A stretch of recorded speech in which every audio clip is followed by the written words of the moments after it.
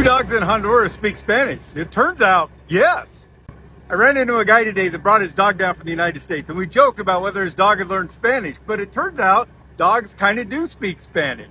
In 2006, they did a study, and they found that dogs in different parts of the world have different accents, and the accents match those of their owners. So we think of the typical dog sound as woof, woof, but in China, it's more wing, wing, and in Germany, it's more woof, woof, with an emphasis on the F rather than the W.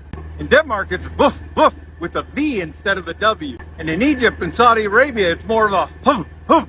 Scotland, the tone is slightly higher than it is in England. So how does that happen? Well, there was this doctor, Dr. Laura Kaya, and she moved from Mexico to Hungary in 2006, and she wondered if the dogs there could tell the difference. Her dog had only heard Spanish and Hungarian. So she got 17 dogs whose master spoke to them just like she did to her dog in either Spanish or Hungarian. And she trained them to lay down in an MRI machine.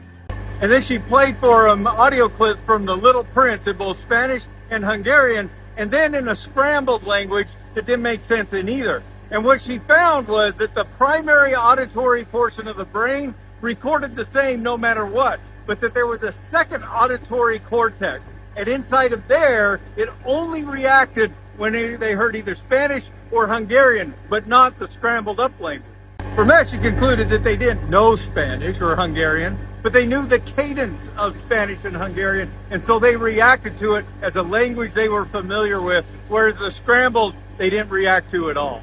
So there was another guy, Dr. Casa Molnar, and he wondered, can we understand them? So he played for humans recordings of dogs in various situations to see if we could figure out what the dog was thinking.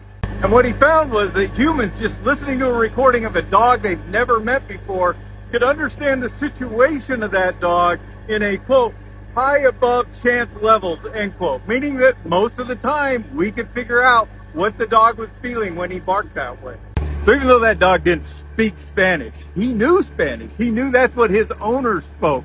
And the owner kind of knew what the dog was saying. And I think that's pretty cool.